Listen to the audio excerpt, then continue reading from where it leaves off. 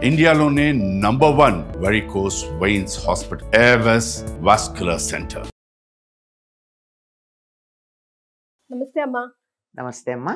మహాలయ పక్షాలు వస్తున్నాయి. అంటే చాలా చాలా ఇంపార్టెంట్ డేస్. ఈ రోజుల్ని చక్కగా సద్వినియోగం చేసుకుంటే తరతరాలు మొత్తం వంశం ఉద్ధరింపబడుతుంది అని చెప్తూ ఉంటారు. అవునమ్మా. సో ఎలా?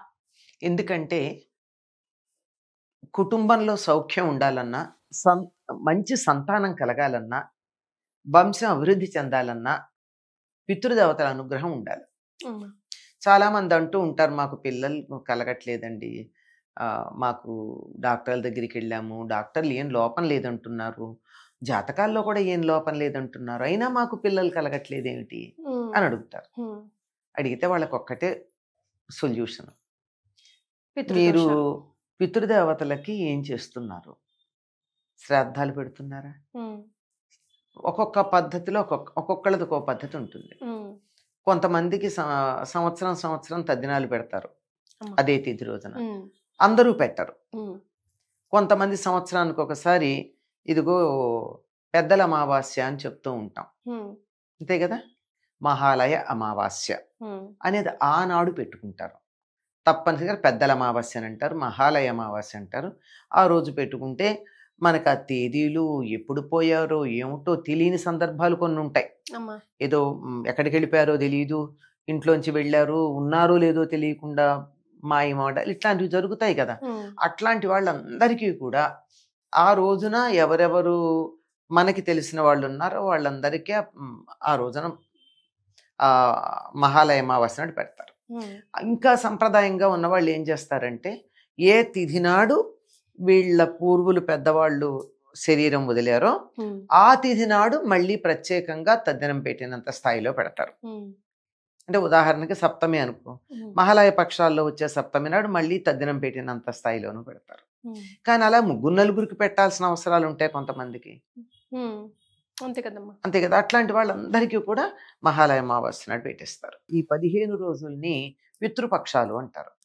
అంటే పితృదేవతలకి సంబంధించినటువంటి రోజులు. ప్రత్యేకంగా సంవత్సరంలో ఈ రోజుల్ని అట్లా ఎందుకు డివైడ్ చేశారు అమ్మా? ఎందుకంటే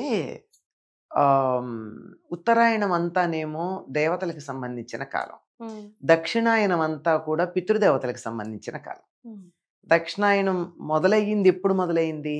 మొన్ననే ఆషాఢ మాసంలో మొదలైంది దక్షిణాయనం. దాంట్లో మధ్యకాలం ఇది. ఈ తర్వాత ఏం జరుగుతుందంటే ఆశ్వయుజ మాసం వస్తుంది.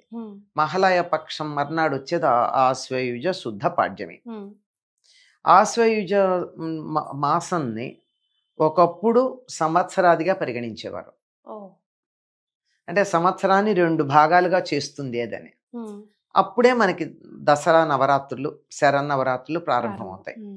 దీనికి సంబంధించి ఒకటి ఏం చెప్తారంటే, ఈ సంవత్సరం మొత్తాన్ని కూడా లయం చేసేయడం అయిపోతుంది. మొదలయ్యి పౌర్ణమి మర్నాటి నుంచి, అంటే భాద్రపద పూర్ణిమ మర్నాటి నుంచి ఈ 15 రోజులు లయమైపోయి మహాలయం అమావాస్య నాడు అవుతుంది, పెద్ద లయం. అయిపోయిన తర్వాత పాడ్యమి నాడు ఏమిటి అంటే, అమ్మవారికి జగత్ప్రసూతి అనేటటువంటి అలంకారాన్ని ధరింపచేస్తారు. అంటే జగత్తునంతా ఆవిడ ప్రసవించింది. మహాలయం నాడు లయమైపోయినటువంటి జగత్తుని జగన్మాత మళ్ళీ ప్రసవించింది. ఆయనేమో లయకారకుడు, ఈవిడేమో సృష్టికారకురాలు. ఇద్దరికి అదే కదా చెప్తారు.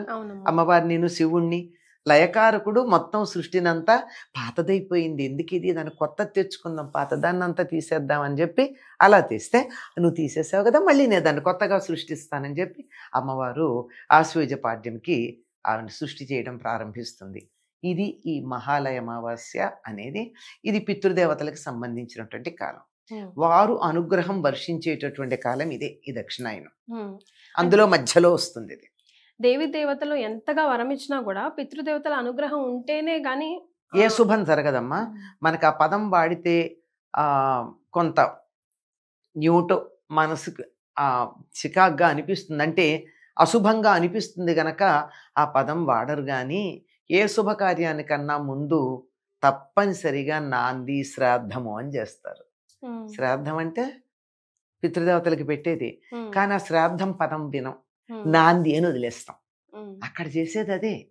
పితృదేవతలని తృప్తిపరచిన తర్వాత మాత్రమే వివాహం చేసిన, ఒడుగు చేసిన, గృహప్రవేశం చేసిన, ఏ శుభకార్యం చేసినా ముందు పితృదేవతలను ఆరాధించి తర్వాతే దేవతలను ఆరాధిస్తారు.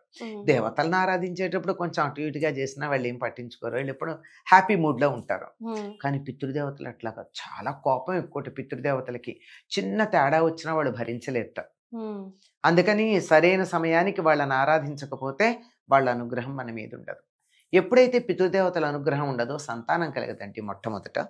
ఒకవేళ కలిగినా వాళ్ళు సవ్యమైన సంతానం అవ్వరు. అంటే పోయిన వాళ్ళ మీద మనకి ఎంత కోపతాపాలు ఉన్నా కూడా తప్పనిసరిగా మాత్రం పోయిన వాళ్ళు అనే మాట మీరు ఎక్కడ చెప్తారంటే శరీరం మాత్రమే ఆ తప్పులకు సంబంధించింది, కోపతాపాలకు సంబంధించింది, ఆత్మకు సంబంధించింది కాదు.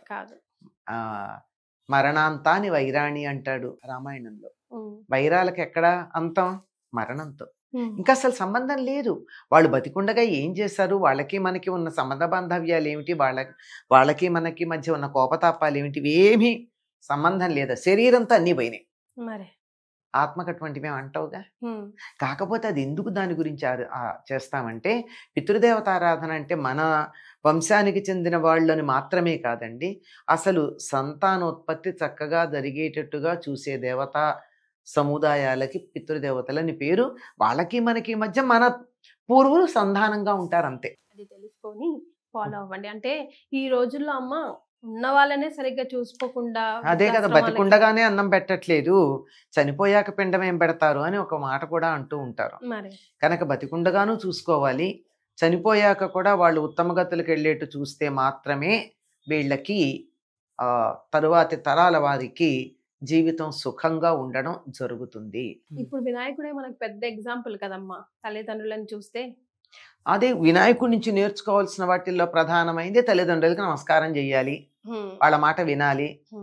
ఇంకా నాకు ఎప్పుడూ అనుకుంటూ ఉంటాను, ఏ కథల్లోనూ లేదు కానీ నా ఉద్దేశం, ఆయన బోలెడు మోదకాలు పైకి కైలాసానికి పట్టుకొస్తాడు కదా, తను తిన్నన్ని తింటాడు, పొట్ట నిండేటంతగా, గట్టిగా చెప్పాలంటే పగిలేటంతగా తిని.